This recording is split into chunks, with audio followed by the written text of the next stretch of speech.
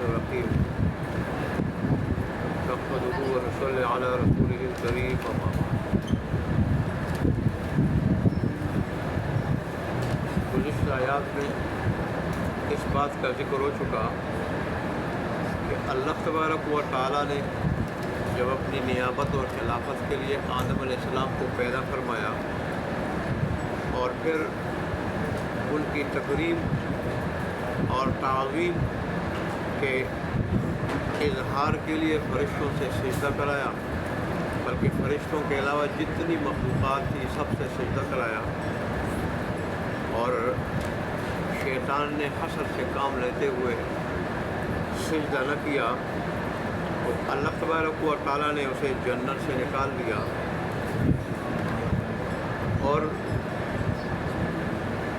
آدم علیہ السلام کو اس کے بعد اللہ نے فرمایا کہ آپ اور آپ کی زوجہ محترمہ دونوں جنت میں رہو، جہاں سے چاہو کھاؤ پیو، جہاں جاؤ۔ صرف ایک درخت بتا دیا کہ اس درخت کے قریب مت جاؤ، نہیں تو تم ظالموں میں سے شمار ہو جاؤ۔ اب یہاں دیکھیں اللہ تبارک و تعالیٰ نے اصل مقصد ہوتا ممنوع درخت سے منع کرنا۔ اللہ تبارک و یوں ارشاد فرما سکتے تھے کہ فلانے درخت کا پھل مت کھاؤ، فلانے درخت کا پھل مت کھاؤ، یہ ممنوع ہے۔ مت کھاؤ کے الفاظ نہیں ہے، قریب بھی مت جاؤ، قریب بھی۔ اس کو فقہاء کی اصطلاح میں، علماء کی اصطلاح میں سد ذریعہ کہا جاتا ہے، سد ذریعہ، یعنی جو چیز کسی ممنوع چیز کے لیے ذریعہ بن سکتا ہو، ذریعہ بن سکتا، جو اگرچہ فی نفسی جائز ہو لیکن کسی ممنوع چیز کے لیے ذریعہ بن سکتا ہو، تو شریعت جو ہے نا اس چیز کا راستہ بھی روک لیتی ہے اور اس کو بھی ممنوع قرار دیتی ہے، اس کو بھی ناجائز قرار دیتی ہے۔ جیسے اللہ تبارک و تعالیٰ نے زنا کے بارے میں فرمایا وَلَا تَقْرَبُوا الزِّنَا، زنا کے قریب مت ہو۔ حالانکہ اللہ تبارک و تعالیٰ بھی ارشاد فرما سکتے ہیں کہ بھئی زنا مت کرو، برا عمل ہے، برا فعل ہے تو وہ مت کرو، لیکن اللہ تبارک و تعالیٰ نے وہاں بھی کہا وَلَا تَقْرَبُوا الزِّنَا، زنا کے قریب مت جاؤ۔ کیا مطلب کہ جو چیزیں زنا میں مبتلا کرنے والی ہو، زنا میں مبتلا کرنے والی ہو، زنا کی طرف لے جانے والی ہو، تو ان سے بھی اپنے آپ کو بچاؤ، اور وہ چیزیں بھی اختیار کرنا کیا ہے، ناجائز ہے، حرام ہے۔ مثلا سب سے پہلا ذریعہ اس کا بدنظری ہے، بدنظری ہوتی ہے تو اس کے بعد پھر انسان کوشش کرتا ہے کہ اب میں اس کے ساتھ ناجائز تعلقات بنا لوں، ناجائز تعلقات بنائے جاتے ہیں، تعلقات بنا کے پھر تنہائی جو ہے اختیار کی جاتی ہے، اور جب تنہائی اختیار کی جاتی ہے تو اس کے بعد پھر جو ہے نا وہ زنا کا گناہ بھی ہو جاتا ہے۔ تو اس لیے اللہ نے وہاں فرمایا کہ یہ نہیں بات زنا مت کرو، اور زنا کے قریب بھی مت جاؤ۔ مطلب کیا کہ جو چیزیں زنا کی طرف لے جانے والی ہے اور زنا میں مبتلا کر سکتی ہے، ان چیزوں سے بھی اپنے آپ کو بچاؤ۔ یہاں پہ بھی اللہ تبارک و تعالیٰ نے یوں نہیں ارشاد فرمایا کہ یہ فلاں درخت کا پھل مت کھاؤ، فرمایا اس کے قریب بھی مت جاؤ۔ اس کی وجہ یہی ہے کہ قریب جاؤ گے تو شاید اس دل کے پھل کو دیکھ کے کھانے کی طبیعت ہو جائے، اور پھر اس کھانے کی اشتہا سے، طلب سے طبیعت مغلوب ہو کے اس کھانے میں مبتلا ہو جاؤ۔ اس لیے بہتر ہے اس کے قریب بھی مت جاؤ۔ رسول اللہ صلی اللہ علیہ وآلہ وسلم نے اس کی مثال لفظ حما سے دی۔ حما اس چراگاہ کو کہا جاتا ہے۔ رسول اللہ صلی اللہ علیہ وسلم کے زمانے میں یہ بات سرداروں کی طرف سے یہ ایک عادت تھی، ایک رسم تھی کہ وہ سردار جو ہے نا بعض جگہوں کو اپنے جانوروں کے چرنے کے لیے مخصوص کر دیتے تھے سردار، کہ یہاں صرف ہم سرداروں کے جانور چریں گے اور لوگوں کے جانور یہاں نہیں آ سکتے،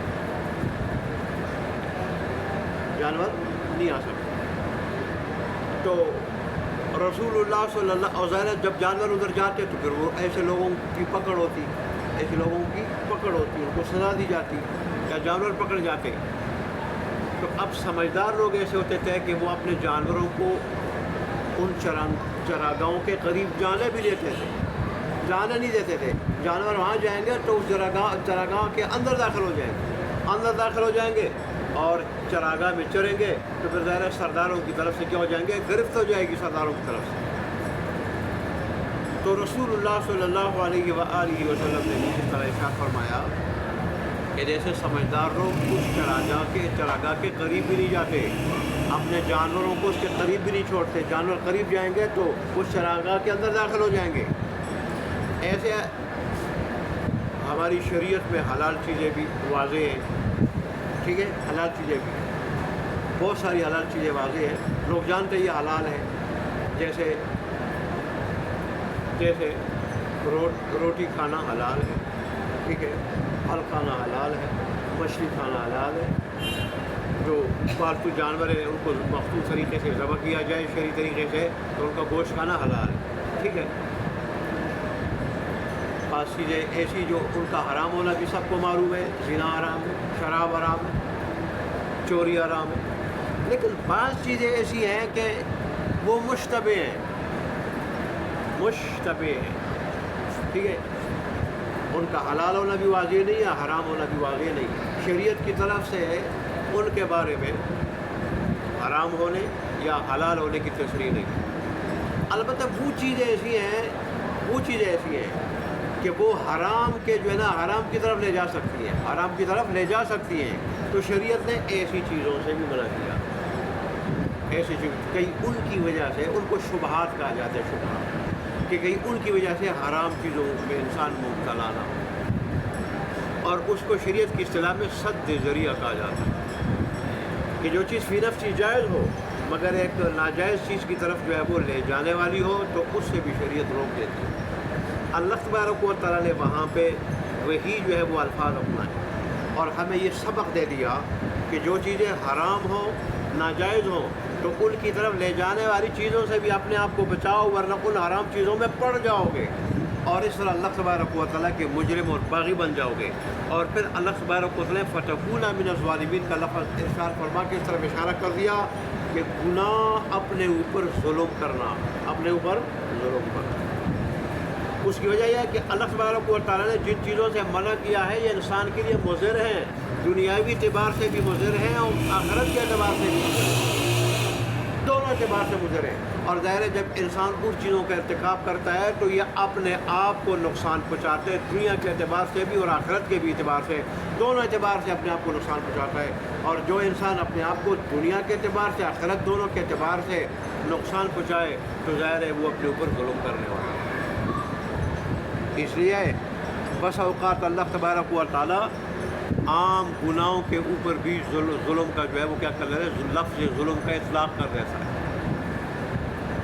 لفظ ظلم کا اطلاق کر دیتا ہے۔ جیسے اللہ گناہگاروں کے بارے میں، اللہ کی بغاوت کرنے والوں کے بارے میں قرآن میں فرماتے ہیں ظلموا انفسہم، کہ ان لوگوں نے اپنے جانوں پر کیا کیا، ظلم کیا، اپنی جانوں پر کیا کیا، ظلم کیا۔ یہاں بھی اللہ فرمائے فتکونا من الظالمین، اللہ تبارک و تعالیٰ کے حکم کی خلاف ورزی کرو گے تو کیا ہو جاؤ گے، ظالم ہو جاؤ گے۔ اس لیے اللہ کی بغاوت کرنا، گناہ کرنا، یہ اپنے اوپر بہت بڑا ظلم کرنا ہے، اور دنیاوی اعتبار سے، آخرت کے اعتبار سے، اس کی وجہ کہ اس کے نتائج اور اس کی سزائیں پھر دنیا میں بھی ملتی ہے اور آخرت میں بھی ملتی ہیں، دونوں جگہ ملتی ہیں۔ جیسے نیکی کے ثمرات دنیا آخرت دونوں میں ملتے ہیں، جو لوگ اللہ کے مطیع اور فرمانبردار ہوتے ہیں اللہ ان نیکیوں کا ثمرہ دنیا آخرت دونوں میں دیتا ہے۔ دنیا میں اللہ سکون کی شکل میں دیتا ہے، اللہ عزت کی شکل میں دیتا ہے، اللہ لوگوں کی محبوبیت کی شکل میں دیتا ہے، اور پھر آخرت میں اللہ تبارک و تعالیٰ اپنی رضا، اپنے دیدار اور جنت کی نعمتوں کی شکل میں دے گا۔ اللہ تبارک و تعالیٰ آخرت کی پریشانیوں سے بچانے کی شکل میں اللہ تبارک و تعالیٰ دے گا اللہ۔ اور پھر دیکھیں یہاں پہ اللہ تبارک و تعالیٰ نے فرمایا کہ زمین میں تمہارے واسطے ٹھہرنا ہوگا، اور اس زمین دنیا کے اندر پائی جانے والی چیزوں سے ایک وقت تک فائدہ اٹھانا ہوگا۔ یہاں اللہ نے حین کا لفظ استعمال کیا ہے۔ حین کہا جاتا ہے تھوڑی مدت تک فائدہ اٹھا، تھوڑی مدت تک. تو ظاہر ہے دنیا کی جو مجموعی عمر ہے اس کے اعتبار سے، ٹھیک، مجموعی عمر ہے اس کے اعتبار سے، یا آدم علیہ السلام سے لے کے قیامت تک کا جو زمان ہے اس کے اعتبار سے، انسان کی عمر کیا ہے 70 یا 80 سال، 70 اور 80 سال. تو 70 اور 80 سال اس کے مقابلے میں کچھ بھی نہیں. اور پھر آخرت کے مقابلے میں تو یہ ایک لمحہ بھی نہیں ہے، ایک لمحہ بھی نہیں ہے. انسان اس لیے جب دنیا سے جائے گا اللہ وہاں پوچھے گا کتنا رہے ہو، یہ کہے گا یار، یہ کہے گا اللہ تبارک و تعالیٰ میرے پروردگار ایک لمحہ، ایک گھڑی میں دنیا میں رہا ہوں. ادھر تو ایک گھڑی محسوس کرے گا. یہ آدم علیہ السلام، نوح علیہ السلام کی عمر 1060 برس، 1060 برس. لیکن جب وہ دنیا سے جانے لگے، گھر کے 2 دروازے تھے. فرشتے نے پوچھا کیا محسوس کر رہے ہو، دنیا میں کتنا رہے ہو؟ آدم علیہ السلام کہنے لگے میں یوں محسوس کر رہا ہوں کہ ابھی ابھی گھر کے ایک دروازے سے داخل ہوا اور دوسرے سے نکل رہا ہوں. تو 1060 برس والا اگر یوں محسوس کرے، ہم 60-70 برس والے پھر کیا محسوس کریں گے؟ اس لیے اس اللہ تبارک و تعالیٰ جو کریم اور رحیم ذات ہے، اس نے ہمیں پہلے سے متنبع کیا کہ دنیا کی زندگی کوئی زندگی نہیں. اس زندگی کی وجہ سے اپنی دائمی زندگی کو داؤ پہ مت لگاؤ. ظاہر ہے جو ادھر اللہ کی مرضی کے مطابق رہے گا، اللہ کی مرضی کے مطابق زندگی گزارے گا، تو وہ پھر اگلے جتنے بھی جہان ہیں، برزخی جہان ہے جس کو ہم قبر کہتے ہیں. یہ قبر وہ گڑھے کا نام نہیں، قبر ایک جہان ہے بہت بڑا. اس لیے جو حدیث شریف میں آتا ہے اچھے انسان کے لیے تا حد نگاہ قبر کشادہ کی جاتی ہے. اس کی وجہ یہ وہ ایک جہان ہے، عالم برزخ. اور پھر جو اس کے لیے جنت کے باغیچوں میں سے باغیچہ یا جہنم کے گڑھوں میں سے گڑھا بن جاتا ہے. تو وہ جہان بھی اچھا، پھر محشر کا جہان بھی اچھا، اور پھر جو ہے نا وہ آخرت کا جہان بھی اس کے لیے اچھا. تیاری کی جگہ یہ جو محدود زمانہ ہے، محدود زمانہ. اور ظاہر ہے اس سے انسان ابتدائی 15 سال نکال لے، 15 سال ابتدائی یہ نکال لے، اور پھر جو ہے نا وہ آخر میں جو ہے نا وہ بڑھاپے کے نکال لے، تو 15-20 سال، زیادہ سے زیادہ 30 سال رہ جاتے ہیں. 30 سال اگر 30 سال میں بھی وہ اپنی نہ ختم ہونے والی زندگی کے لیے محنت نہیں کر سکتا، اور جو ہے نا اس کے لیے وہ اس کو جو ہے نا نہیں گزار سکتا، تو پھر ظاہر ہے وہ پھر کیا کر سکتا ہے؟ اس میں بھی جو ہے نا علماء کہتے ہیں کہ ظاہر ہے کچھ وقت جو ہے نا وہ کس میں گزرتا ہے، کچھ نیند میں بھی گزرتا ہے. وہ نیند والا جو ہے نا عرصہ وہ بھی ساتھ نکالتے تو اور کم ہو جاتا ہے. رسول اللہ صلی اللہ علیہ وسلم نے کئی مثالوں سے ہمیں دنیاوی زندگی کی حقیقت بتائی. فرمایا دنیاوی زندگی کی حقیقت پگھلنے والی برف کی طرح، اور وہ بھی کس موسم میں کہ بادوں کا موسم ہو. بادوں کا جو موسم ہوتا ہے بڑا گرم ہوتا ہے، تپش والا جو ہے وہ حبس والا موسم ہوتا ہے، وہ موسم ہو، اور جو ہے نا وہ برف ہو، تو ظاہر برف پھر کتنی جلدی پگھل جاتی. فرماتے ہیں ہماری دنیاوی زندگی کی عمر اس کی طرح بہت جلدی پگھل رہی ہوتی ہے، لیکن انسان کیا ہوتا ہے وہ بے حسی کے ساتھ اس کو ضائع کر رہا ہوتا ہے. یہ چند سال ہیں کہ یہ ہمارے لیے جو ہے وہ کیا ہے، ہیرا اور سونا بن سکتے ہیں، اور ہم جنت کے اعلیٰ سے اعلیٰ درجہ یا جہنم کے نچلے گڑھے میں اپنے آپ کو گرا سکتے ہیں. اس لیے تو علامہ اقبال نے کہا تھا کہ عمل سے زندگی بنتی ہے جنت بھی جہنم بھی، یہ خاکی اپنی فطرت سے نہ نوری ہے اور نہ ناری. تو ہم یہ جو عمل کر رہے ہیں، دنیاوی زندگی جو گزار رہے ہیں، دن رات گزار رہے ہیں، اس سے یا اپنے لیے جنت خرید رہے ہیں یا جہنم خرید رہے ہیں. جیسے رسول نے فرمایا کہ انسان روز جو ہے نا روز اپنے آپ کو کیا کرتا ہے، اپنے آپ کو بیچتا ہے، اور اس کے بدلے میں یا ہلاکت خریدتا ہے اور یا اس کے بدلے میں آخرت کی دائمی نعمتیں خریدتا ہے. تو جو آخرت کی دائمی نعمتیں خرید لیتا ہے وہ پھر مزوں میں ہے، دنیا میں بھی اور آخرت میں بھی، اور جو ہلاکت کو خریدتا ہے وہ دنیا آخرت دونوں میں تباہ. یہی اللہ نے فرمایا کہ جو میرے حکم کی خلاف ورزی کرتا ہے وہ اپنے اوپر ظلم کرتا ہے، اپنے اوپر ظلم کرتا ہے. کہ آدم علیہ السلام کو اللہ نے فرمایا اس درخت کے قریب بھی مر جاؤ ورنہ تم ظالموں میں سے ہو جاؤ. حالانکہ اللہ کا نبی جو ہوتا ہے وہ جان بوجھ کر اللہ کے حکم کی خلاف ورزی نہیں کرتا. عصمت ایک صفت ہوتی ہے، عصمت اللہ انبیاء کو عطا کرتا ہے، معصوم ہونا، معصوم ہونا۔ وہ جان بوجھ کر نہ چھوٹے گناہ کر سکتے ہیں نہ بڑا گناہ کر سکتے ہیں۔ ہاں نبی سے جو ہے نا بھوک جھوک سے کوئی عمل ہو جاتا ہے، بھوک جھوک سے، یا کبھی اجتہائی غلطی سے کوئی عمل ہو جاتا ہے، جو ہے نا اجتہادی رائے کی غلطی سے کوئی عمل ہو جاتا ہے۔ جان بوجھ کر نبی اللہ تبارک و تعالیٰ کے حکم کی خلاف ورزی نہیں کر سکتا، لیکن نبی کا مقام چونکہ اونچا ہوتا ہے، بہت اعلیٰ ہوتا ہے، تو اس میں بھی رب کی طرف سے جو ہے نا گرفت آ جاتی ہے۔ رب کی طرف سے وہ مشہور جو ہے نا مقولہ ہے کہ حسنات الابرار سیئات المقربین، عام نیک لوگوں کی جو نیکیاں ہوتی ہیں مقربین کے حق میں وہ برائیاں اور خطائیں شمار کی جاتی ہیں۔ خطائیں کیوں؟ ان کا مقام بڑا اونچا ہوتا ہے۔ وہ اگر خلاف اولا بھی کوئی کام کرے اور بھوک جھوٹ سے ہو جائے، اجتہادی جو ہے وہ اجتہادی غلطی سے وہ ہو جائے، خلاف اولا غیر افضل کام، وہ بھی ان سے سرزد ہو جائے، رب کی طرف سے اس پہ بھی گرفت ہوتی ہے، مقام اونچا ہوتا ہے، مقام اعلیٰ ہوتا ہے۔ اور پھر بعض اوقات وہ جو ظاہری خلاف ورزی ہوتی ہے اس کے اوپر اللہ تبارک و تعالیٰ لفظ گناہ کا بھی اطلاق کرتا ہے، لفظ گناہ کا، وہ ظاہری صورت کی وجہ سے، لیکن حقیقت میں وہ گناہ نہیں ہوتا کہ انبیاء صغیر اور کبیرہ گناہوں سے کیا ہوتے ہیں؟ پاک ہوتے ہیں، معمولی لغزش ہوتی ہے وہ حقیقت مقام اونچا ہونے کی وجہ سے۔ تو یہاں پہ بھی ایسا ہوا کہ آدم علیہ السلام آپ سے وہ لغزش ہو گئی، اور وہ بھی جو ہے نا یہاں تو اللہ نے اختصار کے ساتھ بتا دیا کہ شیطان نے ان دونوں کو ڈگمگا دیا یا پسلا دیا۔ دوسرے اللہ نے فرمایا کہ شیطان نے جو ہے نا ان کے دلوں میں وسوسہ ڈالا، وسوسہ ڈالا۔ اصل میں اللہ تبارک و تعالیٰ کی حکمت اس میں تھی کہ آدم علیہ السلام کا امتحان لے لیں، تاکہ ایک تو فرشتوں کو بھی یہ دکھا دیں کہ اس میں جہاں نیکی کرنے کی صلاحیت ہے وہاں برائی کرنے کی بھی صلاحیت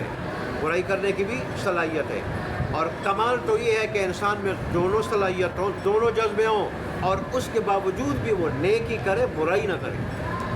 تم اگر نیکی کرتے ہو برائی نہیں کرتے تو تم میں برائی کی صلاحیت ہی نہیں ہے، برائی کا تقاضا ہی نہیں ہے، اس کی خواہش ہی نہیں ہے، اس کی چاہت ہی نہیں ہے، اس کا تقاضا ہی نہیں ہے، یہ کمال نہیں ہے۔ کمال نیکی کا اس صورت میں ہے اور اس مخلوق کی طرف سے کہ اس میں اچھائی کے ساتھ، نیکی کے ساتھ برائی کا بھی تقاضا ہو، اور اس کے باوجود وہ برائی نہ کرے، اپنے نفس کا تقاضا دبا کے نیکی کرے اللہ کو راضی کرنے کے لیے۔ کمال یہ ہے، اور یہ مخلوق ایسا ہے، یہ میں نے انسان کی شکل میں، آدم علیہ السلام کی شکل میں جو پیدا کیا ہے، کہ اس میں یہ دونوں صلاحیتیں، اور پھر بھی یہ جو ہے نا برائی کے تقاضے کو دبا کے نیکی کے تقاضے کو میری رضا کے لیے کیا کرے گا؟ غالب رکھے گا۔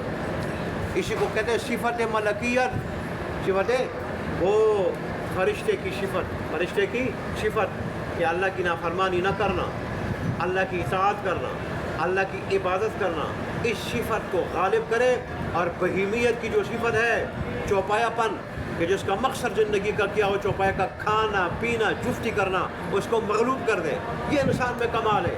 تو اللہ نے فرشتوں کو یہ بتا دیا اس میں دونوں صلاحیتیں، لیکن میرے حکم سے اس میں یہ کمال ہے، میرے حکم سے مجھے راضی کرنے کے لیے، میری توفیق سے اور مجھے راضی کرنے کے لیے بہیمیت کی صفت کو دبائے رکھے گا اور ملکیت کی صفت کو یہ غالب رکھے گا۔ کمال تو یہ ہے کہ برائی کا تقاضا ہونے کے باوجود بھی اس کو دبائے اور اللہ کو راضی کرنے کے لیے کیا کرے؟ نیکی کرے، برائی کرے۔ یہ وہ ہے۔ اور پھر یہ کہ اگر برائی کہیں اس انسان سے ہو جائے تو اس کی تلافی کس طرح ہونی چاہیے؟ اللہ نے وہ صورت بتانے کے لیے آدم علیہ السلام کو جو ہے نا کیا ہو چاہیے؟ لغزش ہو گئی۔ تب تو شیطان کو اللہ تبارک و تعالیٰ نے اس میں حکمت دی، اس واقعے میں شیطان کو وہاں پہنچنے تک اللہ تبارک و تعالیٰ نے کیا کر دیا؟ اس کو جانے دیا، پہنچنے دیا۔ خواب جنت کے اندر کسی اور بیس میں جا کے کسی اور مخلوق کی شکل میں چلا گیا، یا پھر جنت سے باہر آ کے اس نے وہاں سے کیا کر دیا؟ وسوسہ ڈال دیا۔ اور پھر یہ ہے ظاہر ہے شیطان نے بہت جھوٹا تو تھا، وہ دھوکے باز تو تھا۔ آدم علیہ السلام کو پہلی مرتبہ ایک دھوکے باز سے واسطہ پڑا تھا، پہلی مرتبہ ایک جھوٹے سے واسطہ پڑا تھا، تو اس وجہ سے جب اس نے خیر خواہی کی قسمیں کھائی، میں تیرا خیر خواہ ہوں، اور مختلف قسم کے دلائل دیے جھوٹے اپنی طرف سے کہ ایک تو یہ کہ اللہ تبارک و تعالیٰ نے آپ کو اشارتاً کہا، درخت کا نام تو نہیں لیا، درخت کا نام تو نہیں، اشارتاً کہ وہ فلاں درخت کے قریب مت جانا، فلاں درخت کے قریب مت جانا، اشارتاً کا نام نہیں لیا تھا. تو اس سے بعینی ہی وہ درخت ہے جس کی طرف اللہ تبارک و تعالیٰ نے اشارہ کیا تھا. اس درخت کی جنس مراد نہیں ہے. مثلا اللہ نے گندم کا نام لیا ہوتا نا، گندم نام لیا ہوتا تو پھر تو ظاہر ہے گندم کا درخت جہاں بھی ہوتا وہاں جانا ممنوع ہوتا. اللہ نے نام تو نہیں لیا، صرف یہ اشارہ فرمایا کہ وہ فلاں درخت کی طرف. تو ممکن ہے بعینی ہی وہ درخت مراد ہو. ٹھیک ہے، اس کی جنس جہاں بھی پائی جائے وہ مراد نہیں ہے. شیطان نے اس قسم کے دلائل دیے. پھر دوسرا شیطان نے یہ کہا کہ اللہ نے شروع میں تجھے منع کیا، آپ کو منع کیا تھا اس درخت سے اس لیے آپ کا معدہ قوی نہیں تھا، جسم قوی نہیں تھا. اور اب جب یہاں رہ کے آپ کا معدہ بھی قوی ہوا، جسم بھی قوی ہوا، طاقت آ گئی، تو اب یہ ممانعت کیا ہو گئی، ختم ہو گئی. اور یہ تو ایسا درخت ہے کہ یہ کھاؤ گے بڑا مضبوط ہے، تم ہمیشہ کے لیے یہاں رہنے والے بن جاؤ گے. اور پھر قسمیں کھائی کہ میں تمہارا خیر خواہ ہوں، میں کوئی غلط بات کا مشورہ نہیں دے رہا ہوں. جب یہ قسمیں کھائی تو آدم علیہ السلام جو ہے نا وہ بھی ظاہر ہے یہاں پر ان سے جو ہے نا ایک تو بھول چوک ہو گئی، اور دوسرا جو ہے وہ کیا ہو گیا، اجتہائی جو ہے وہ کیا ہو گئے، رائے میں غلطی ہو گئی. تو انہوں نے وہ کیا کر لیا، وہ پھل کھا لیا، اور اس کے نتیجے میں پھر ان کا لباس اترا. اور پھر اللہ تبارک و تعالیٰ نے فرمایا کہ اب اتر جاؤ تم دونوں ایک دوسرے کے دشمن ہو گئے. اب ایک دوسرے کے دشمن ہو گئے، دونوں احتمال ہیں، آپ اور شیطان ایک دوسرے کے دشمن ہو گئے. اور یہ بھی ہے کہ آپ کی ذریت اولاد جب پھیل جائے گی تو جو لوگ اللہ تبارک و تعالیٰ کے حکم کو چھوڑ کے اپنی خواہشات کی پیروی کرتے ہوئے اپنی خواہشات کے زیر اثر زندگی گزاریں گے، تو ایسے لوگ ظاہر ہے تجارتی معاملات میں، معاشرتی معاملات میں خود غرضی سے کام لیں گے، تو اس کی وجہ سے اور انسانوں سے ان کی کیا ہو جائے گی، دشمنی ہو جائے گی. ہاں جو میرے حکم کے تابع ہو کے رہے گا، جہاں جو ہے وہ کیا ہوگا، آخرت کا نقصان سے بچ جائے گا اور شیطان کے نقصان سے بچ جائے گا، وہاں لوگوں کی دشمنی سے بھی کیا ہو جائے گا، بچ جائے گا. دنیا کے بھی مزے اور آخرت کے بھی مزے. اللہ کے حکم میں ہر جگہ اور ہر حال میں ہر وقت مزے ہیں. تو بہرحال یہ چند باتیں تھیں ان آیات کے متعلق جو میں نے کہنی تھی، اس لیے آگے نہیں گیا. آگے انشاءاللہ پھر کل جائیں گے کہ جب آدم علیہ السلام سے غلطی ہو گئی وہ نادم ہو گئے. یعنی ان کے تصور میں نہیں تھا کہ مجھ سے اس قسم کی غلطی ہو جائے گی، ان کے تصور میں نہیں تھا پھر رب کی طرف سے سزا ہوگی. تو پھر جب ظاہر ہے غلطی ہو گئی اور پھر جو ہے نا وہ جو سزا رب کی طرف سے مل گئی، آدم علیہ السلام پریشان ہو گئے. اب میں اللہ سے معافی مانگوں تو کس طرح معافی مانگوں؟ اللہ ظاہر ہے کریم بھی ہے، رحیم بھی ہے، غفور بھی ہے، مہربان بھی ہے، وہ تو ہمارا عظیم رب ہے. تو اللہ نے اس کے کلمات بھی آدم علیہ السلام کے دل میں القاء کیے کہ اس طرح کلمات کہو تو میری رحمت کیا ہو جائے گی، متوجہ ہو جائے گی. اس کے بارے میں انشاءاللہ ذکر ہوگا. تو کل کے درس میں اللہ تبارک و تعالیٰ ہمیں عمل کرنے کی توفیق عطا فرمائے کہ اصل عمل ہے، اور اللہ ہمیں اپنے دین کی صحیح سمجھ عطا فرمائے. وآخر دعوانا الحمدللہ رب العالمین.